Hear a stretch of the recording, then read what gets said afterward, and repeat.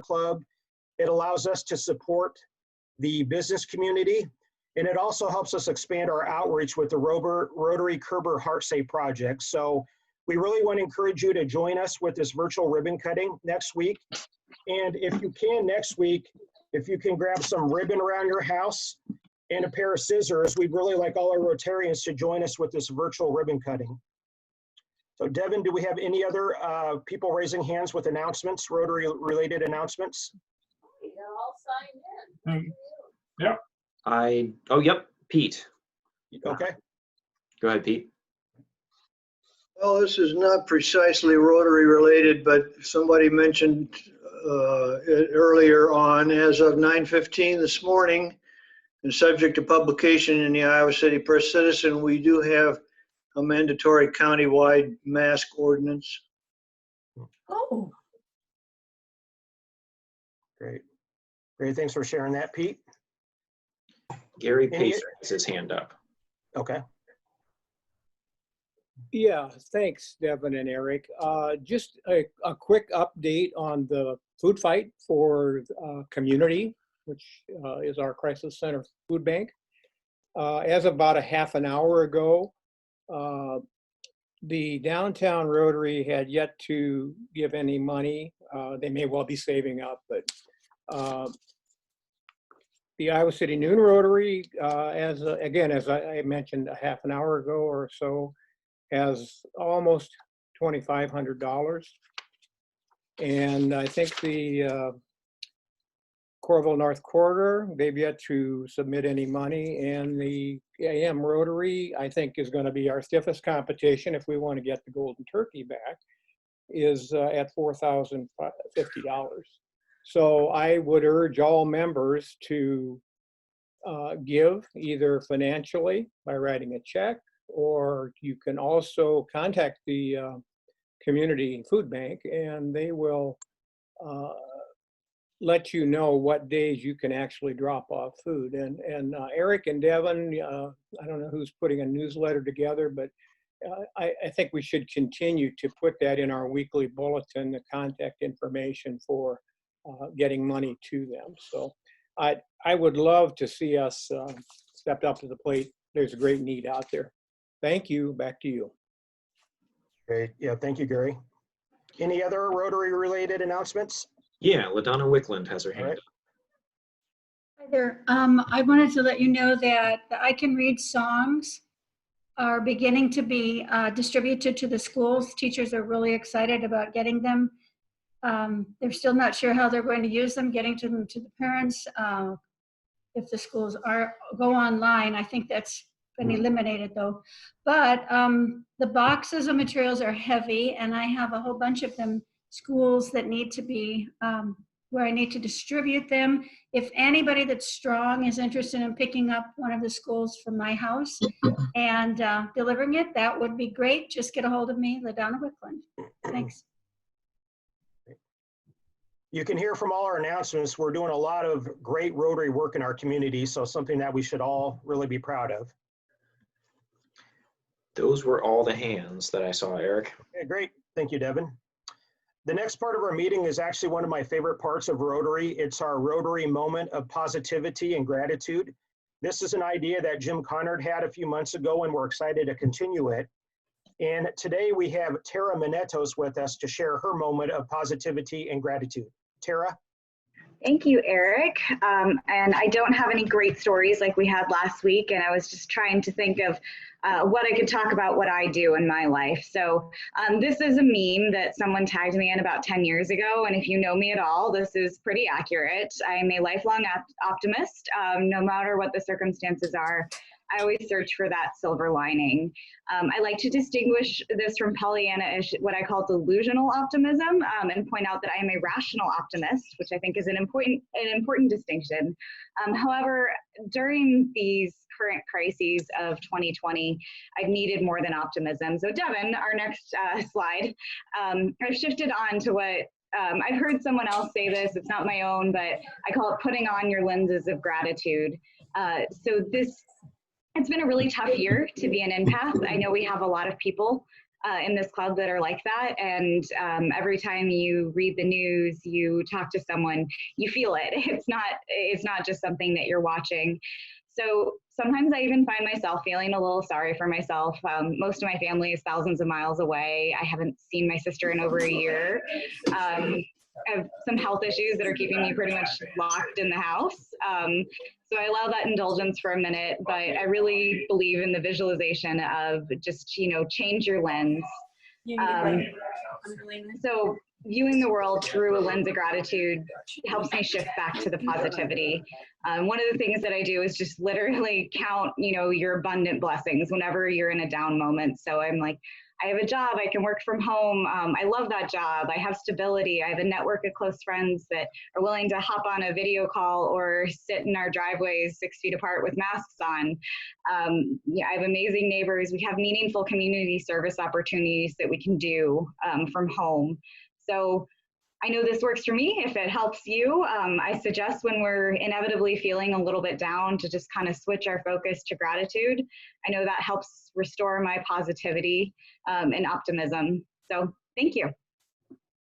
Great, thank you so much, Tara. I think obviously we're all impacted in some way by COVID, so it's great that we look for those opportunities of positivity and those glimmers of hope. So thank you for sharing your message with us, Tara. We actually have a goat rider today, which is really exciting. And what goat riding is, these are where our newer members get an opportunity to address our club for 3 minutes. And our goat rider today is Mary Rettig. And I had put together some sheets I was going to hold up with a countdown, 1 minute, 30 seconds and stop. Mary has assured me we probably won't need that. So I have my timer here. And Mary, if you give me a nod, if you're ready, we'll go ahead and start it. And we'd love to hear more about you and why you're a Rotarian. So Mary. I think I'm ready, if everyone can hear me. Yes. Okay, away I go. Well, good afternoon. I'm Mary Rettig, and I thank John Colshaw for introducing me to the Iowa City Noon Rotary Club. In many ways, becoming a member of Rotary is really an ideal culmination of many of my life experiences. I grew up on a family farm, and while growing up, I saw my parents and other community members volunteer and give financial support, and they were really adhering to the values that we profess in our 4-way test. They didn't call it that, but that's what they were doing. And by watching their actions, it really formed the basis of my core beliefs and the way I wish to model my own daily life. My mother's family is a Luther College family, and that's the campus that I chose for my undergraduate education. It was the perfect place at the perfect time for me. While there, I got to work in the library in the cataloging department, where my mom's cousin was the head cataloger. And that experience was very rewarding, and it led me to choosing a career in librarianship and coming to the University of Iowa. I strongly believe that higher education is a transformative experience, really any education. And after Luther, I came down to Iowa, and many more doors and opportunities were open for me, both personally and professionally. While at Iowa, I met my husband, David, and he's from the Amana colonies, and our home today is the family home that has been in the Rettig family for over 150 years. At Iowa, I also had the experience to work in the music library, and Dr. Rita Benton was the music librarian at that time. I was just in awe of her brilliance. And kind of fast forward, I'm now the assistant librarian for advancement, and I'm part of John Colshaw's team. And it's really, with my work today, it's really the opportunity to merge librarianship, higher education, and philanthropy into one thing that's my job. How lucky.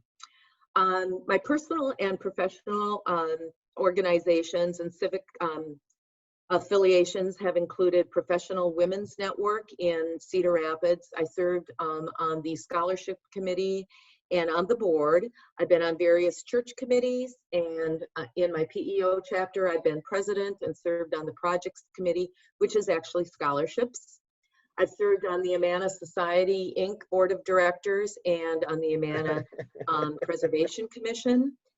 And I'm now just very pleased to be a member of the Youth Leadership Committee here in the Iowa City Noon Rotary Club. And I could look forward to continuing to learn, to serve, and hopefully I can add some value to the committee and to our club. So thank you very much. I think I might have a little something left here. Little known fact, I like old cars, specifically 40s, 50s, and 60s, and I own my dad's original car that he was able to buy new, a 1946 black Chevy, totally restored. Thank you. Great. Thank you, Mary. Great job. I've gotten to know Mary a little bit through the Rotary Youth Leadership Committee, and I'm confident she's going to do great things for our club. So look forward for the opportunity to get to know you and work with you, Mary. So thank you. So now we're on to the program part of our Rotary meeting, and I'd like to introduce Devin again to introduce our program speaker today. Devin? Yeah, thanks, Eric. Appreciate it. So our speaker today reached out because he has worked with a number of different Rotary clubs, including one out in Portland. And he's from the Dominican Republic originally. His name's Graviel Nuel Jacobo, and he started an organization to help deal with the effects of amputation or lost limbs for people in the Dominican Republic. And he actually lost a leg at the age of 6 and had a lot of trouble getting to school because of that. His parents had to chose to move him and his 9 siblings closer to school so that he had a better chance at education. But he still struggled a lot. And so he was moved to create a nonprofit to help other people who are in the same situation as he was. And has partnered with a Rotary Club, like I said, and looking forward to hearing from you, Graviel, about all the good work that you're doing and your partnership with Rotary. Welcome. Thank you. Thank you so much. Good afternoon, everyone. It's 1 p.m. in my country, so we are an hour ahead. First of all, thank you for giving me the opportunity to present this organization to you guys. I have been working with the Rotary Club, different Rotary Club of Boston, Portland, Maine, and it's amazing the work that the Rotary Club is doing all over the place. So thank you so much. I will share my screen so I can share the slide that I have. Just a minute.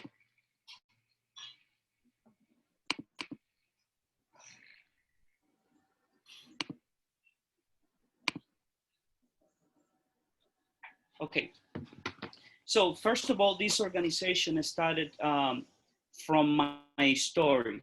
When I was 6 years old, I had an encounter with a sugarcane. I went to the railroad track to get a sugarcane, and I fell onto the railroad track, and unable to move, I was run over by the train car, and I lost my entire right leg at the age of 6. So I spent almost 10 years searching support from different organizations of my country, asking them to help me with a prosthetic leg. And unfortunately, no one, I never received a reply back from the people that I tried to get in contact with in my country. So then I went to do volunteer work for a hospital that was being built to serve the poorest of people in the city of La Romana, Dominican Republic. And through that work, I was able to meet a lot of missionary people from the US. And in 2007, I was able to go to the US for the first time, and I was fitted with my first artificial leg, which changed my whole life. And I have to say that I was born in a batey, or in a village. Batey or village are communities within the sugarcane plantation where Haitian people live. Those villages, they don't have electricity, they don't have running water, limited access to health and education. And I used to walk 2 hours from the batey that I was born to the city, to the school. 2 hours to get to the school and 2 hours to get back home. So I used to do that for many years. And then my family, we were able to move to the city where the school is, and it was easy for me. So doing the volunteer work in the hospital that I used to help, I met all those people from the US, and I was able to go to the US in 2007. My apologies for the noise in the background. That's the train. So I went to the US in 2007 and I was fitted with my first artificial leg. In 2010, I had to go back again to change my device. And I had the connection, I had the people and the organization supporting me. So when I came back home, I realized that there are hundreds of people, a lot of people dealing with the same situation.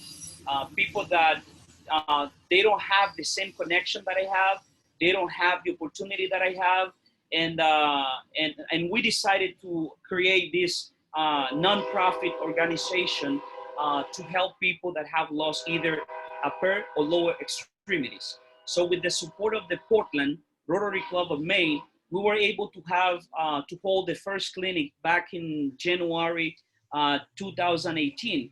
And in the first clinic we were able to help 45 people. So that was the total patient seen in January 28th was 45 people. So in 2000, then we decided to do the same thing in another clinic in 2019. And in 2019, we were able to see 107 people from different parts of the country. So basically what I do every year, I go to the US and I conduct presentations in Rotary Club, churches, and different organizations to present the work that we are doing. And because of that, we have the support of different organizations and they help us to hold those clinics, to help those people with prosthetic arm and prosthetic leg. So we have been, we had clinics in 4 different cities of the Dominican Republic. La Romana, as you can see what the stars are. So only 4 places of the Dominican Republic, and we have seen almost 200 people. So just imagine, once all the people in the entire island, they find out that there is a prosthetic center helping people with prosthetic leg at no cost. So it's gonna be, we're gonna have a lot of people demanding or help, asking for help. So we are not only helping the people in the Dominican Republic, but also the people in Haiti, because there are thousands of people from Haiti that lost limbs from the earthquake many years ago.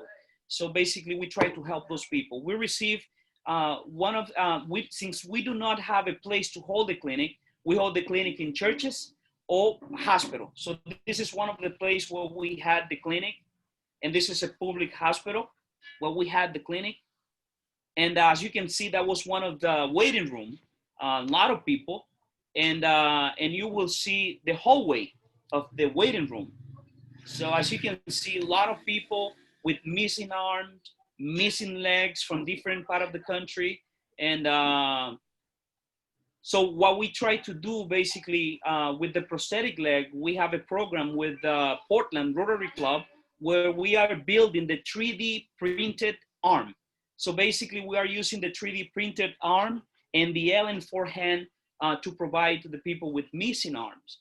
And the people with missing legs, we basically ask prosthetic centers to help us with used prosthetic legs so they can ship those prosthetic legs down to the Dominican and we can fit the patients.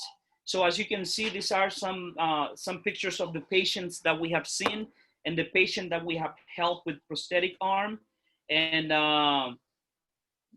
so basically we take the measurement of the limb and we build the device in the US. This is one of the 3D printed that we have been using. As you can see, the bottom, the button that has, if you push in the left, it will close the fingers. And then if you push to the right, it will open up the fingers. So this is one of the patient with his 3D printed arm. This is Hector. You will see something, Hector is missing one of his arm. We fit him with an LN4 hand, which basically doesn't look like a hand, but it is more functional than a 3D printed arm.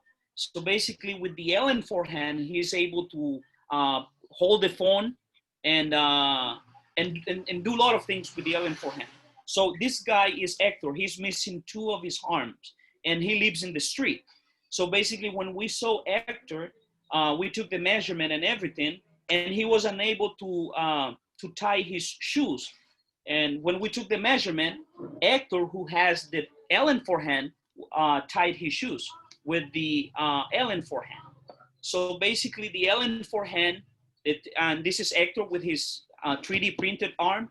So he is taking a bottle of water for the first time after he lost his arm. So this is basically the two devices that we provide, the LN4 and the 3D printed arm. We have all type of patients, children, young people, adults. So this guy is, he lives in a batey. His stepfather has an issue with his mom. The mom was not in the house. So he saw the guy and he took a machete and cut off the arm of this guy. So basically we are helping Albert with a prosthetic leg. And as an amputee, I know that giving a prosthetic leg or a prosthetic arm is not enough.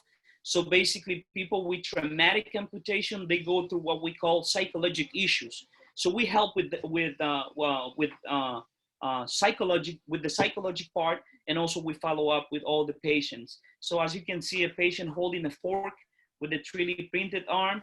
So that was last year, we were feeding a patient with a prosthetic leg, and we had the team from Portland helping us.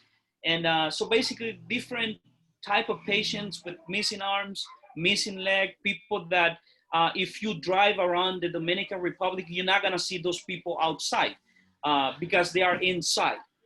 Because they feel like they are not part of the community. Because a lot of people, when I was a kid, when I lost my leg and I used to go to the school, people used to make me feel like I was not part of them. So a lot of those people, they deal with those things. So we try to help them and to get them involved in the community. And we try to let them know that they are special, just like anybody. So basically, we also help with physical therapy.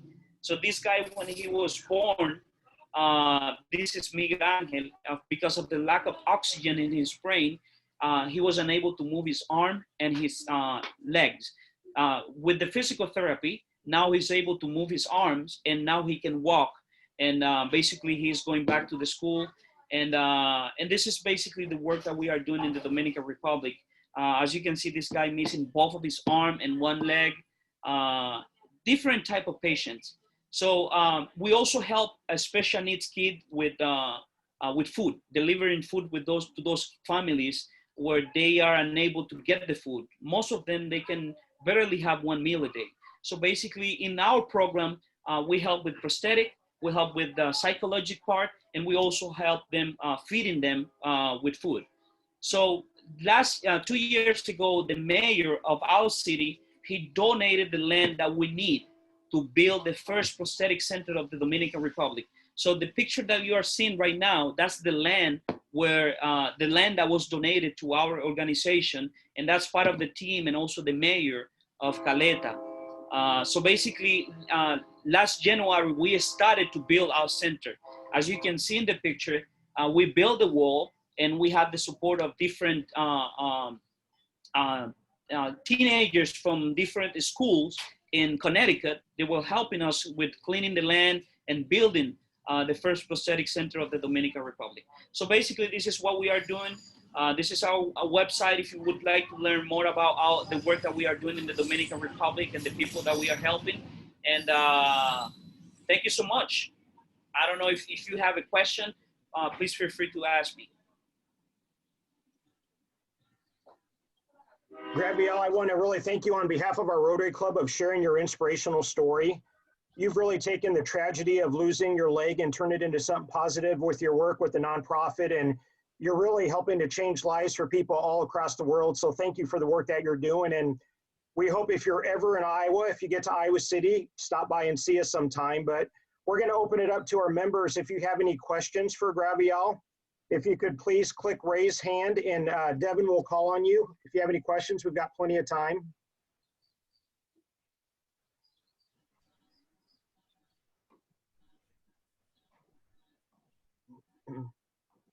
Hey, Devin, can I go? This is Dimi Dureska. Yep. Yeah, I go don't for it, see Jimmy. my raising. Okay. Graviel, muchas gracias por esta presentación. Okay. I am Jimmy Dureska, and somos vecinos. Yo soy de Haití. I understand a lot when you talk about the batey. So, but I'm based in Iowa City, and I'm a Rotarian at the Iowa City Noon Club. And I'm also the chair of the International Service Committee. How can we help? Have you been doing these presentations around Rotary clubs in the United States to seek partnership, to seek support? I mean, how can we help? Because I think what you are doing is a great cause, and I'm surprised to hear that this is the first prosthetic center in the Dominican Republic. I am very surprised to hear that. So how can we help? Well, thank you. Every year I present this, my organization in different Rotary Club, and basically the idea is to get more people to get involved in the project, more volunteers. This is basically everything that we have done since 2007 is because of the support of organization of the US, especially the Rotary Club. So basically, volunteers to help us with the job that we are doing, sponsors, and any support that would help us to keep moving forward to help those less fortunate people from both the Dominican Republic and Haiti will be greatly appreciated. And do you do clinics in Haiti as well, or you just have the Haitians that come to you over there in the DR? I have the Haitians come to the Batey, because most of them, we tried to go to Haiti twice, but because of everything that is going on, it was not easy. So basically what we have them come to the Batey, to the Dominican Republic, and we evaluate those people in the Bateyes. Okay, so I'll be in touch with you, Gabriel. I'll get your contact info and we'll be in touch, okay? Thank you so much. Thank you. Any other questions for Graviel? Graviel, I'll ask you one. How often do the prosthetics have to be replaced? Is it every so many years, or kind of what's that process? All depends.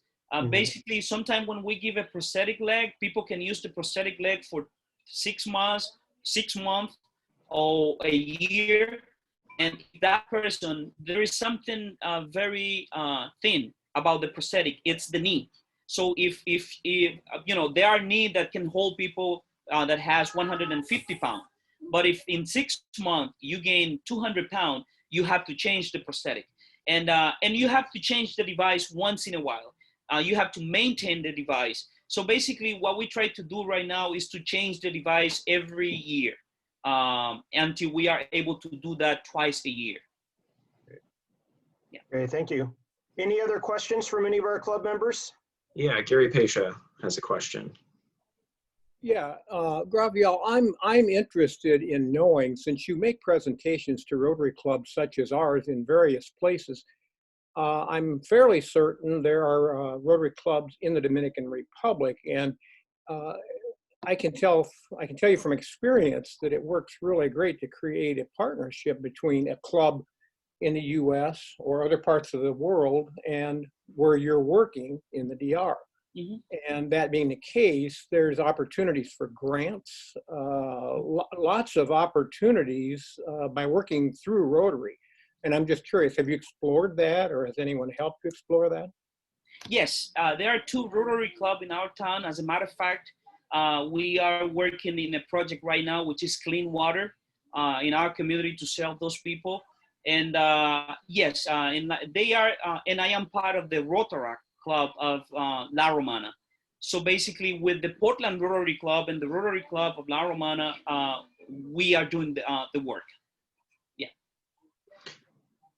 As a follow-up question, have you considered doing a global grant for the work that you're doing through Rotary?